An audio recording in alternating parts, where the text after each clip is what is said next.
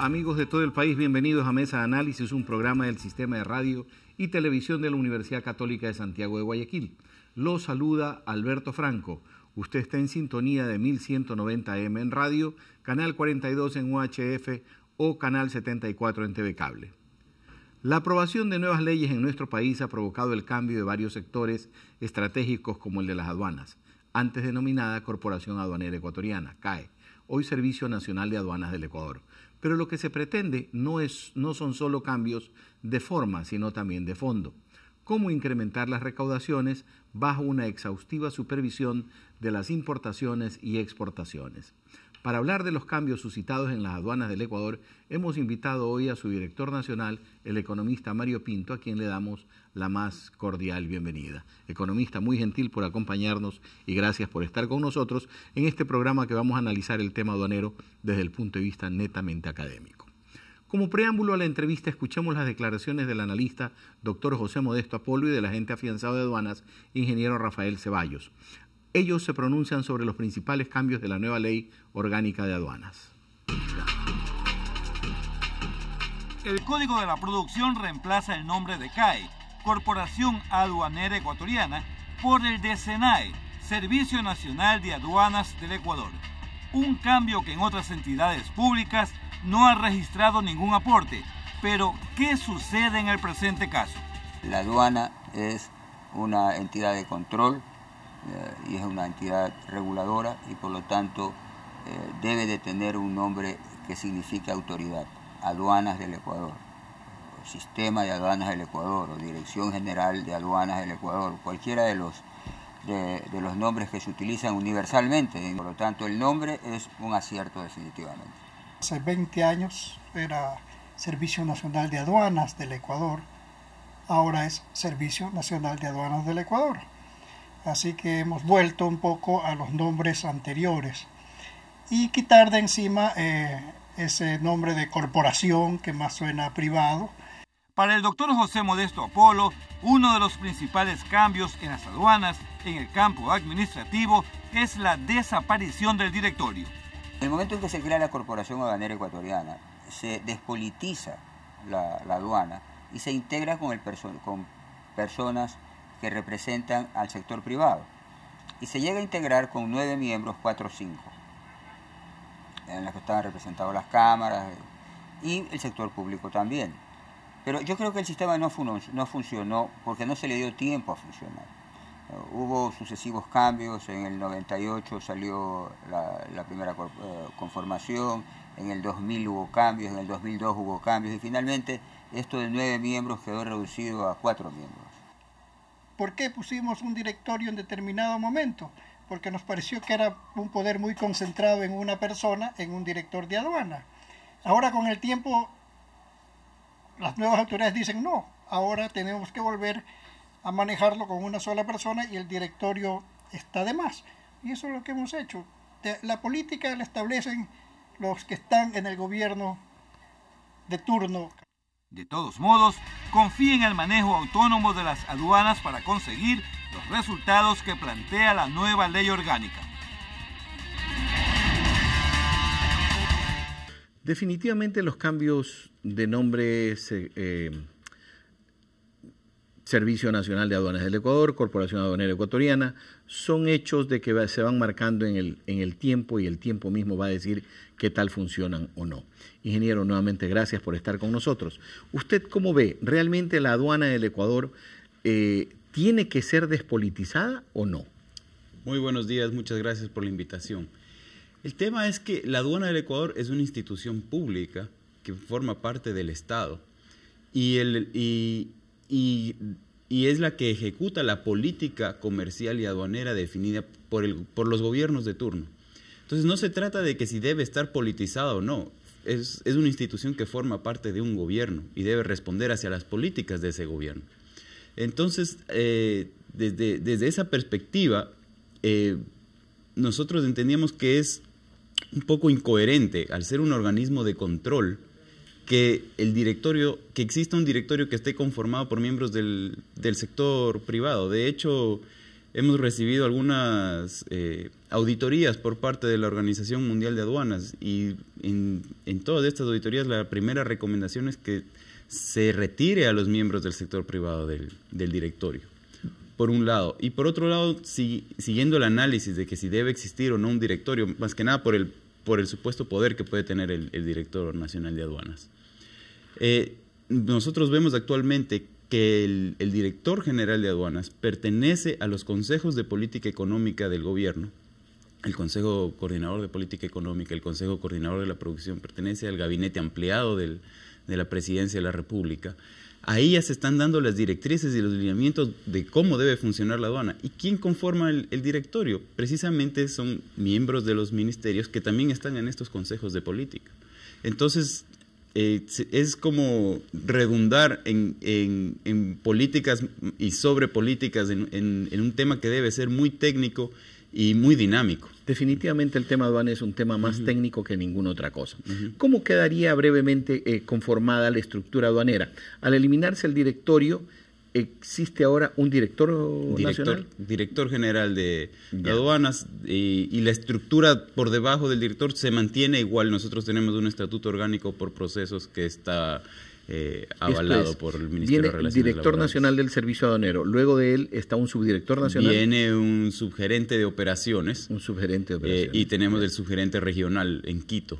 Para desconcentrar las gestiones. Luego de eso. Luego vienen los directores distritales, que son de todos los distritos. En cada uno de los distritos que reemplazan a los gerentes de distrito. Y reemplazan a los gerentes de distrito. Y las coordinaciones generales, que son los órganos administrativos de la Dirección General. Coordinaciones generales a nivel de Dirección General. Ajá, así es. Los directores provinciales, distritales, ¿siguen los mismos que habían? ¿Se aumentaron o se bajaron?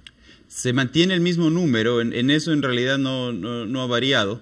El director nacional de aduanas tiene la potestad para aumentar o disminuir los distritos, sin embargo no ha cambiado de manera significativa el comercio exterior en el Ecuador como para que amerite aumentar o disminuir.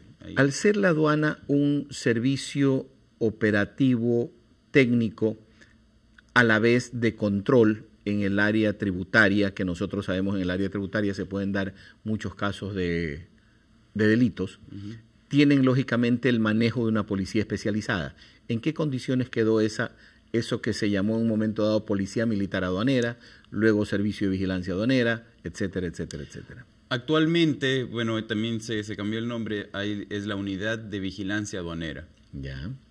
Las funciones de esta unidad se mantienen las mismas. Antes estaban estipuladas en la ley, ahora se da la facultad al director general para que otorgue las competencias a la unidad de vigilancia. Ese es un trabajo que estamos realizando no solo para esta unidad, sino para toda la aduana en general. ¿Eso no crearía el riesgo de que en un momento dado a conveniencia se aumenten o disminuyan las competencias de la unidad de vigilancia? En el Código de la Producción está definido que la unidad de vigilancia aduanera es una unidad especializada para la lucha contra el delito aduanero, que trabaja en coordinación con la Fiscalía General del Estado y algo muy importante es que para poder cumplir sus objetivos pueden portar armas, que antes no estaba considerado, por lo tanto no estaban amparados en una ley para poder portar armas. Esos son los principios generales que siempre se han manejado en la unidad. Pero siguen manteniendo la dependencia de la Dirección General. Siguen manteniendo la dependencia, la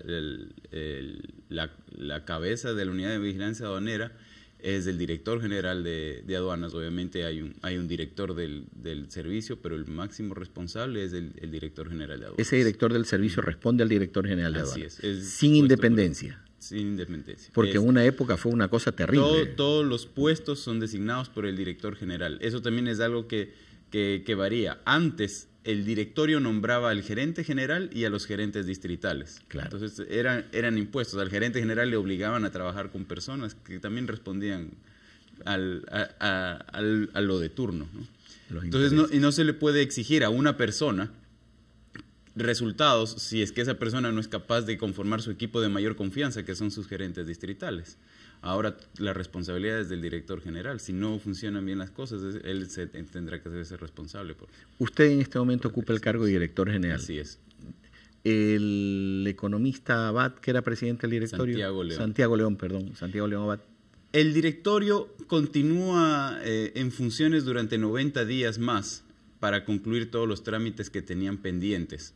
Ya. Y de esta forma el directorio continúa funcionando y él sigue siendo presidente del directorio de la Corporación Aduanera Ecuatoriana, no del Servicio Nacional de Aduanas.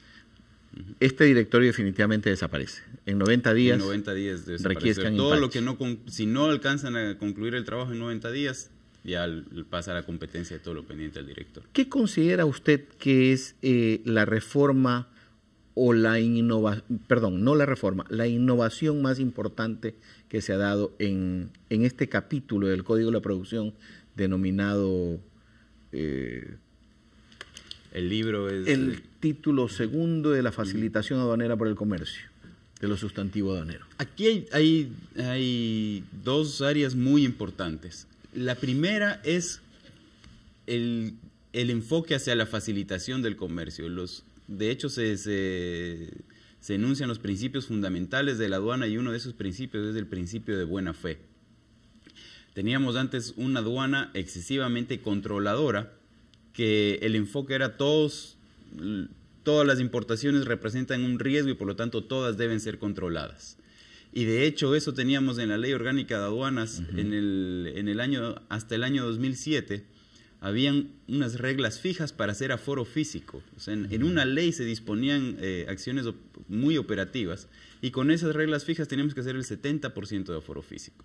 Con un 70% de aforo físico ni siquiera necesitábamos tener un análisis de riesgo muy avanzado. Pero las normas generales, casi todo. Las normas generales de la OMC establecen un aforo físico del 10%. Eso es como una recomendación de la OMC. Hay países que inclusive tienen menos. Chile tiene 5% de aforo físico. Entonces, nosotros también hicimos una propuesta de reforma en el año 2007 que también fue aceptada por el Congreso y pudimos incorporar el análisis de riesgo para la determinación del canal de aforo físico, eliminar algunas reglas fijas que estaban en la ley y con eso hemos podido reducir de un 70% a un 40% el aforo físico. Pero no es suficiente. Ahora, en la nueva ley, el despacho en general es definido, las modalidades de despacho va a ser definido en el reglamento a la ley. ¿A qué llaman modalidades de despacho? Las modalidades de despacho, pero tan técnico, es lo que ahora conocemos con canal de aforo físico, el canal de aforo documental y también tenemos el canal de aforo automático, que es la salida de la mercancía sin la revisión ni documental ni física. Eso es para trámites que no representan riesgo. ¿Va a ser por sorteo o va a ser dependiendo del nivel de riesgo? Es un sistema de perfiles de riesgo. Nosotros durante estos 4 años hemos trabajado en el desarrollo de este sistema. Tiene 3 componentes. Un componente primero determinístico. Si, por ejemplo, hay un importador que ha cometido algún delito muy grave o un agente de aduanas y tiene una calificación de riesgo excesivamente alta, claro, directamente a aforo físico. Claro. Ese es el primer componente. Entonces hay una serie de reglas fijas. Luego, si es que todos los que pasen de ese componente van a un análisis probabilístico. Ahí sí vamos a analizar todo el historial, exactamente, etcétera, etcétera. Todo el historial y la probabilidad que haya riesgo en esa declaración. Y todos los que pasen de esa etapa, ahí sí van a un sistema aleatorio y se determina y se sortea. El tema del sorteo, ¿hasta qué punto es un tema que realmente se debe aplicar dada la idiosincrasia de nuestro importador? Lo que pasa es que pensando en todo el universo de importadores, tenemos importadores que son muy serios, tenemos importadores que son medianamente serios y tenemos importadores que son que no son serios y que han cometido actos deshonestos. Podemos de alguna manera analizarlos con las variables determinísticas y probabilísticas, pero siempre hay la posibilidad que alguien esté engañando de una manera muy técnica y por eso es necesario un aleatorio. A ese que tiene un riesgo muy bajo, aleatoriamente tendrá en algún momento un aforo físico y se determina un porcentaje de cantidad de trámites y cuántos deberían salir a precisamente para poder continuar analizando los temas en torno a los elementos que componen la salida de mercadería de aduana. Volvemos luego de hacer una primera pausa en mesa de análisis. Al volver hablaremos sobre precisamente los procesos aduaneros. Siga con nosotros luego de estos mensajes.